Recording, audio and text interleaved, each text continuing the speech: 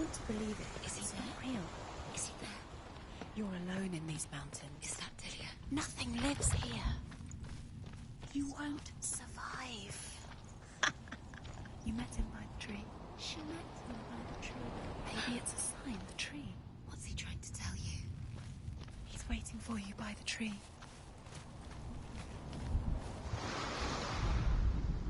As Sigmund and Sinfjotli are being buried alive, Sigmund's sister throws an armful of straw into the grave mound. Hidden in the straw is Sigmund's sword, the gift of Odin. They cut their way out of the grave mound and set fire to Siggeir's hall. The king burns to death. Sigmund calls to his sister to come out so that she may live and be honored. She does come out, but only to tell him the truth. That she had slept with him, her brother, to beget a strong avenger. I am not fit to live, she says, and walks back into the fire. Strike vengeance from your heart, Senua, as there is always a heavy price to pay.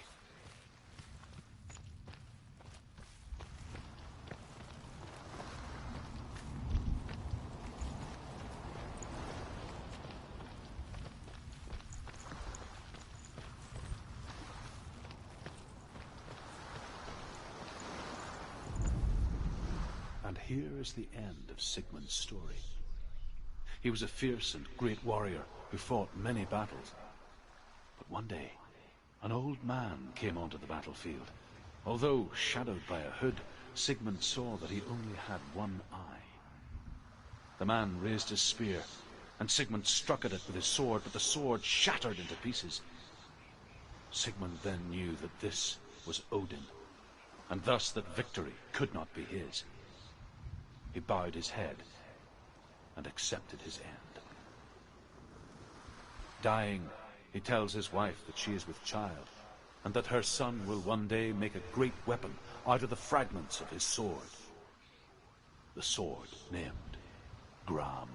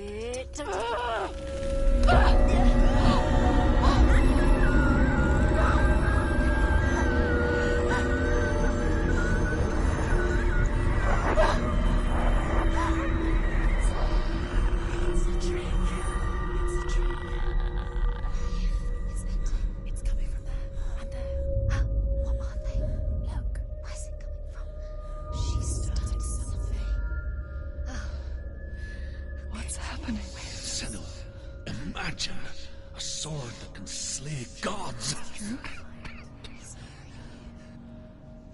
Its name is Gram.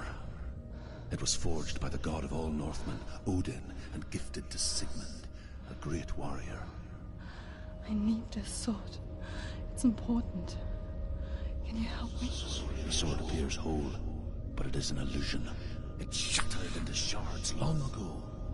It is said a great warrior can reforge Gram by answering the trials of Odin, one for each shard. The roots of the Tree of Death will take you to new lands, where you will face the trials. Go to the shards. Go to the shards. Go to the shards. What's the shard? Find it. It's the metal. Find it. There it is. Focus. There's the shard. Focus. Focus. Use your eyes. Look. Get closer. What can you see? A king in the north forced the dwarves to make a sword that would never fail and never rust, and that would slice through iron and stone and bring victory to its bearer. But the angry dwarves cursed it. It would be the death of a man every time it was drawn, and it would be the death of the king. Let me tell you about the sword Tyrving.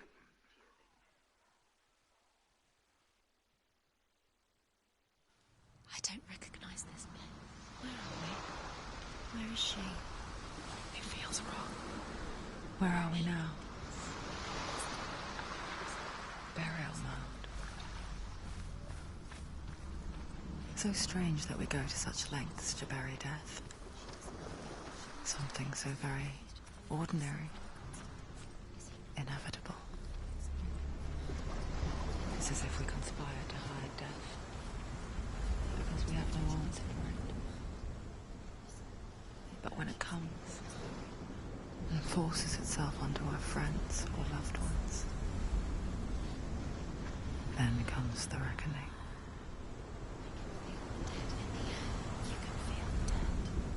Senua, you remind me of a story that the Northmen tell about a young woman warrior. Her name is Hervor, the daughter of a berserker, born after he was killed. She's a wild, willful child who teaches herself to fight with weapons. When she learns where her father is buried, her only desire is to reclaim the treasure buried with him, but above all, the sword, Tyrving.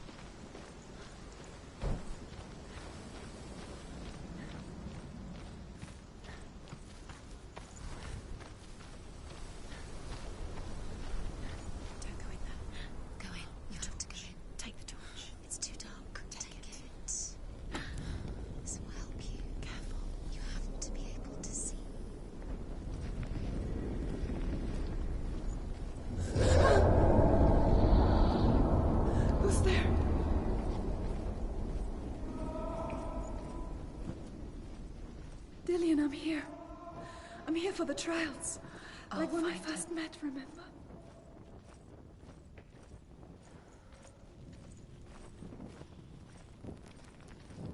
What's that? Did you hear that? Nothing. Was that voices? Is that his voice or the voice of the dead? Not Dillian. Dillian's calling to you. Hervor disguises herself as a man to join a band of warriors, and soon becomes their leader. When they come to the island where her father is buried, her men do not want to go ashore. They say that evil haunts the island, and that it is a worse place by day than other places are by night.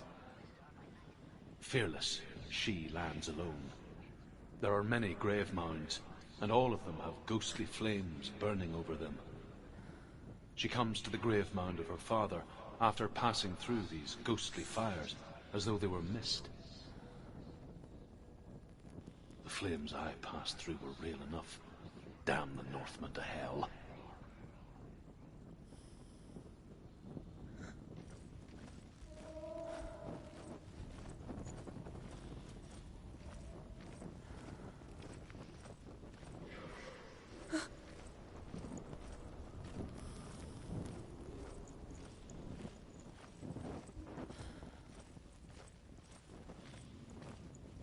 Don't touch the walls. You don't know what they might do. Turn back. She has to keep going. It's not safe here. She has to keep going. If you go down there, no one can see. I can hear him. It's too scary. Within the burial mound, Hervor calls on her father to wake from death and bring her his sword. She says that it is not seemly for the dead in their grave mounds to bear valuable weapons. Her father answers with words of warning. You go to your doom. Baleful runes surround you. You have gone mad. You have lost your mind. Your thoughts are confused. It is dangerous to wake the dead. Like I said, she reminds me of you.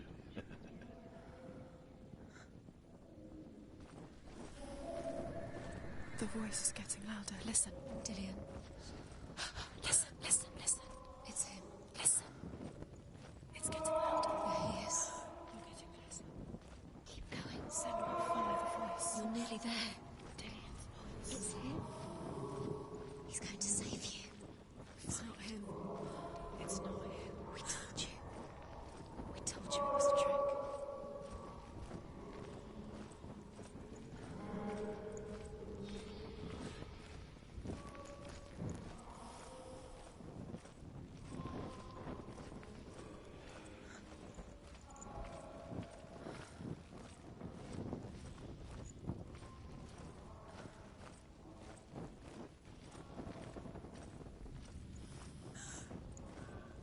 Doesn't sound like Dillian. What's happening? It's not him, it can't be. So the voice is changing. What? That's not... Hervor ignores her father's warnings. The grave mound opens, and it seems to be full of fire. Again, Hervor demands her inheritance, but her father warns her that the sword is cursed and would be the bane of her family. But he relents and brings her the sword. She leaves the island with it, but the curse holds true, and death would follow in the years to come. And so, Senua, the misdeeds of a father have cursed his daughter.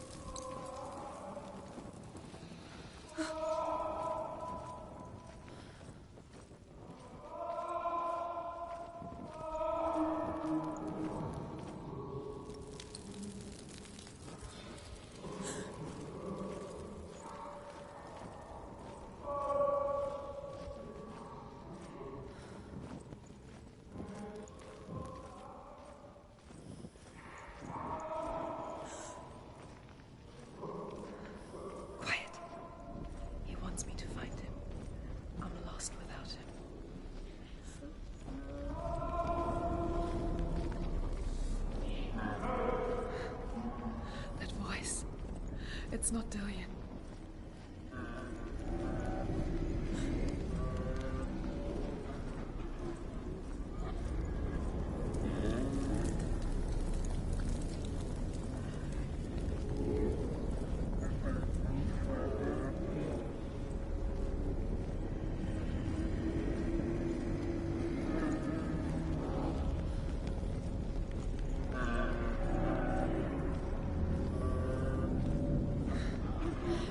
Wants me to face my fears.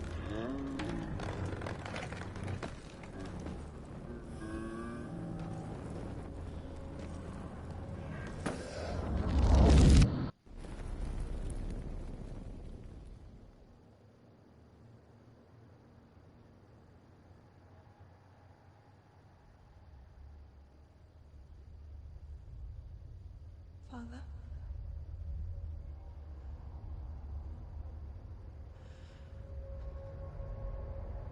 I'm leaving.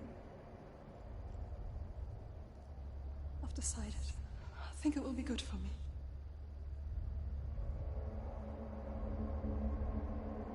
It's the darkness. It's speaking through No, you. Dad, it's me. I think I can beat it. In my own way.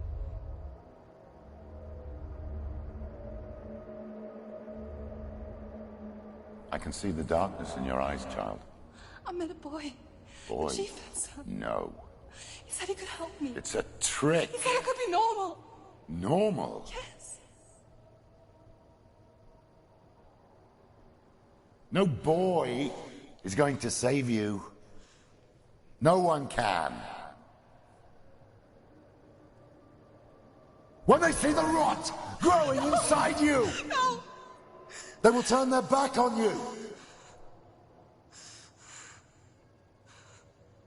The gods can only fix you through my hand. You're going nowhere. No. You will not defy the gods.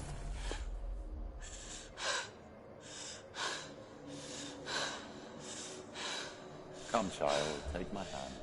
Come, Senua. I am leaving! You cannot escape the darkness. Your curse will make everyone suffer. You will have blood on your hands!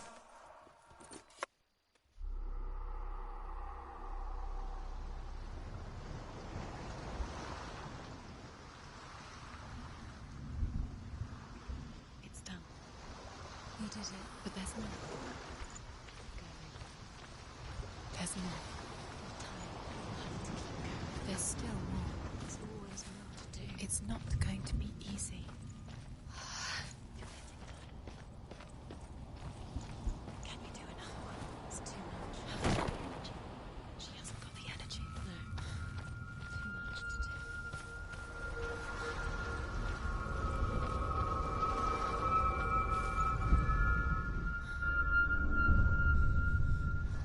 I want to tell you a story about a god of the Northmen called Balder.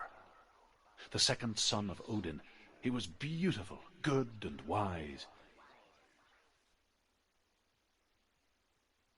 He was fair of feature, he spoke fair words, he gave fair judgments.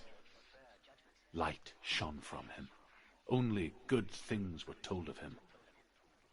Yet he was the first of the gods to die.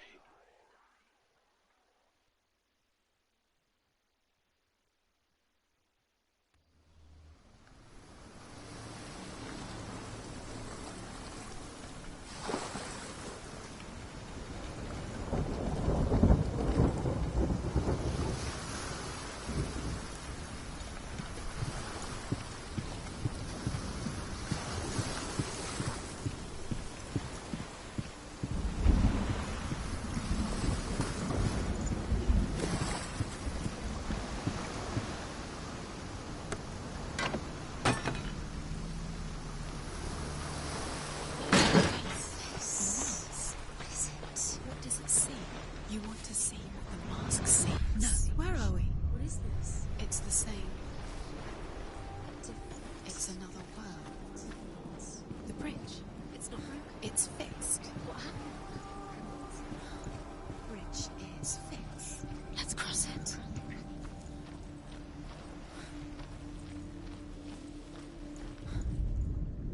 The Northmen tell this story about the death of Balder. It begins with dark dreams. Night after night, Balder dreams of his own death, and the gods fear for his life. So Balder's mother makes everything in the world: fire, water, iron, stone, earth, wood, beasts, birds, serpents, poison, sickness, swear an oath not to harm her sons. One by one, they each make their vow. Neither weapons nor wood will injure him, Balder's mother boasts. Only Loki, father of Hela, the mistress of death, is not amused.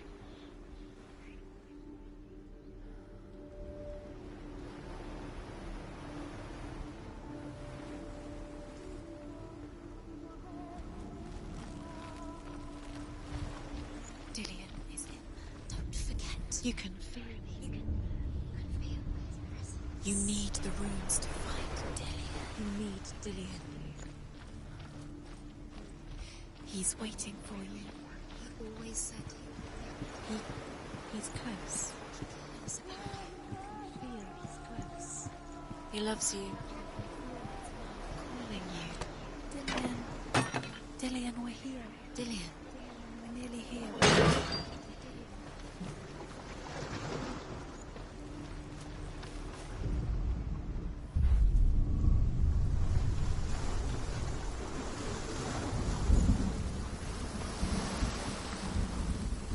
The gate is open.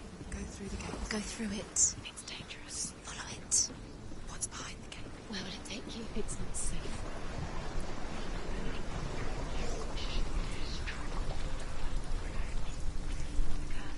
Dillion. There he is. There he is. What are you waiting for? Quick, find a way. Where is he? Where's he gone? We're in the wrong world. He's not here. She's in the wrong world. He's not in this world. He's in the other one. He's in the other one. He's in the dark world. the dark. The world once seemed so simple. Black and white. Darkness and light. Narrow dividing lines of our own making. Dillian taught her to see further. To peek through the cracks and see the worlds of colour stretching away from the gloom. And Senua explored new paths into the unknown.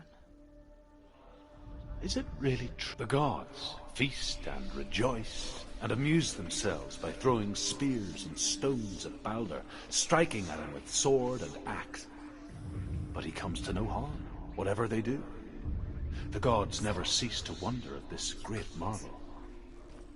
But Loki shapes himself into a woman and asks Balder's mother, is it really true that all things promise to keep him safe? I did not ask the mistletoe, Balder's mother confesses. I thought it was... You have no chance of ever again.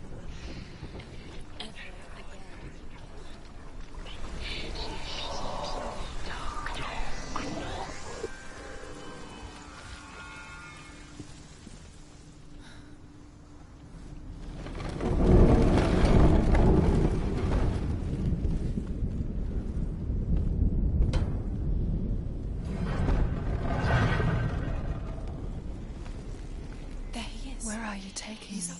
He's up there. Killed him with your love because he believed in you. There is a way up there. Find the way. She can do this. Really, she can find the way. The curse.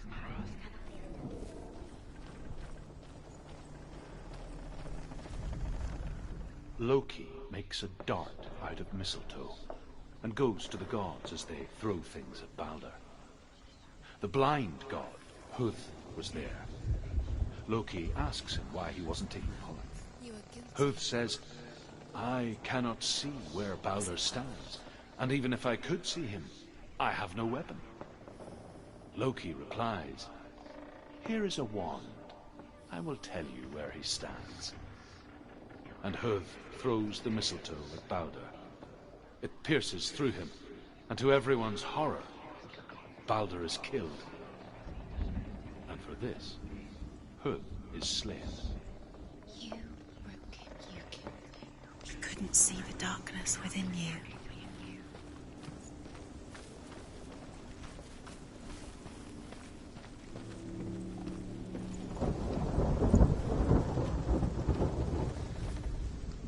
The Northmen tell how the gods mourned Balder. His body was to be burnt on his ship, but they could not manage to push it into the sea, and sent for a giantess to do it. She comes riding a wolf and has vipers for her reins. She pushes Balder's ship into the sea with such force that the ground shakes and the rollers burst into flames. When Balder's wife sees his body carried onto the ship, her heart bursts with grief, and she dies. She's put next to her husband, and the pyre is lit, sending the dead to hell. But even so, the gods cannot accept his death. Darkness squashed it, strangled him, flattened it. The curse cannot be undone.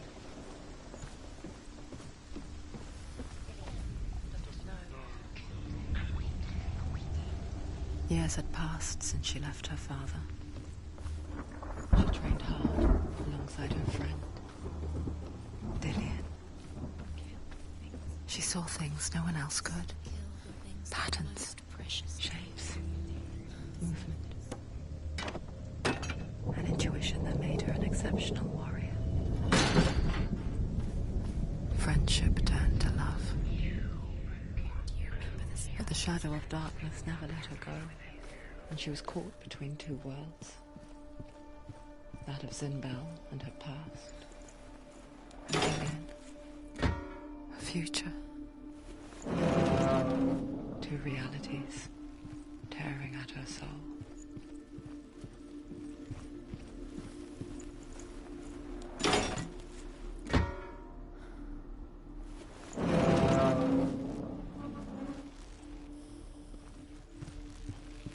Do you remember what it was to touch him? Overcome with grief, the gods send Hermod to ride to Hel and ask Hela to let Balder return home. All the gods are weeping, he says. Are they? Asks Hela. We shall see if he is truly missed. If everything in the world will weep for him, he shall go back to the gods. But if even one thing refuses, Balder stays with me. The gods send messengers everywhere. Weep for Balder, weep him out of hell. And everything wept. Men, beasts, earth, stone, trees, metal, everything. Except for a giantess they find in a cave. Balder was never my friend, she says. Let Hel keep what she has. The Northmen say that the giantess must have been Loki in disguise.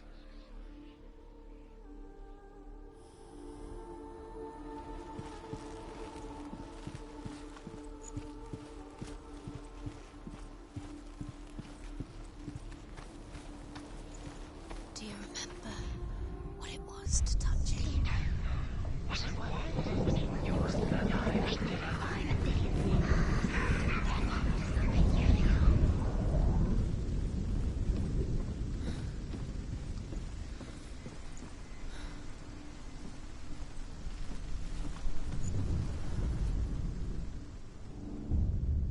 Wasting your time. You have no time for this. Speed up. It's your cursed. They've set you trials to distract you. They've set you up, and now they're going to watch you fall. What if these trials mean nothing? It's laughing at you. What if they take you no closer to Dillion? About Dillion, and you're letting this get in the way. Just to tire you out, to make you weak before the battle. Doesn't know who killed him, but we do.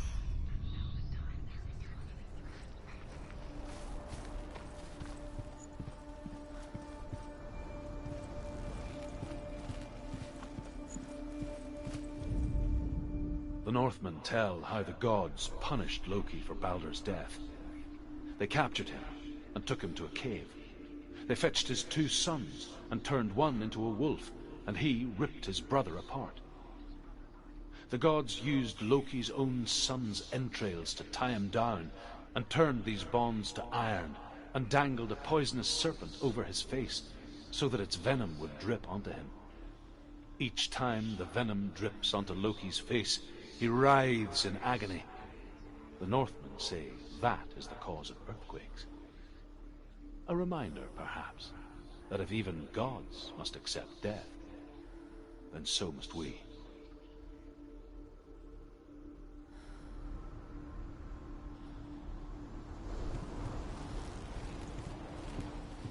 Do you remember the way he looked?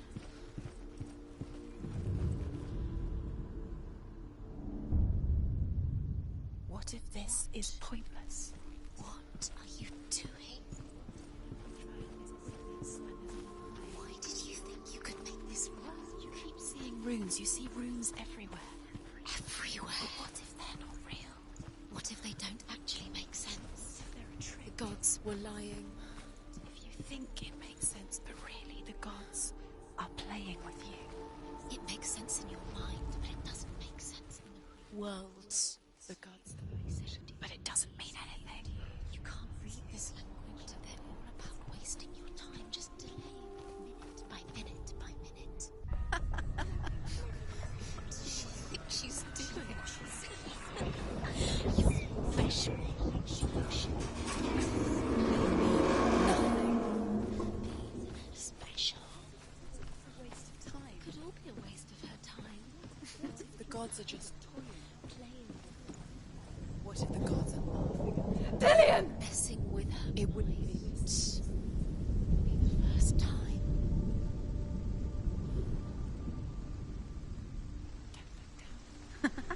Be quick. Dillion never much cared for the underworld, and looked dimly upon the druids, like her father, Zinbel. I guess he took after his father, a chieftain who believed nothing he couldn't see, Very careful. and he happened to be blind. She felt safe in Dillion's arms, glad to see the world through his eyes. And slowly, the darkness that had bound her so tightly began to unravel.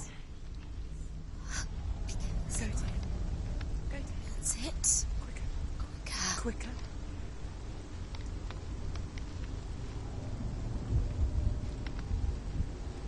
It's not safe. You're going to fall. You're going to fall, careful. No, she's not. She's not going to fall. She's strong.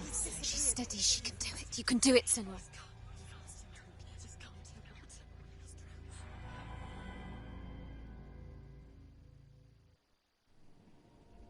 Senua, your father cannot understand your darkness. He cannot see through your eyes. No one can. My own father was born blind. Doesn't have the faintest idea of what the night looks like. The word dark to him means as little as the word light. So someone is afraid of the dark. Should we fix them by taking away their sight? Would you give up the beautiful world that you, and only you, can see just to be rid of your nightmares?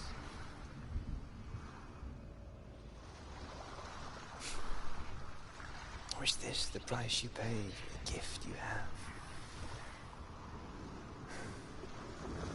A gift that makes you so special in my eyes. Just another part of the person I love.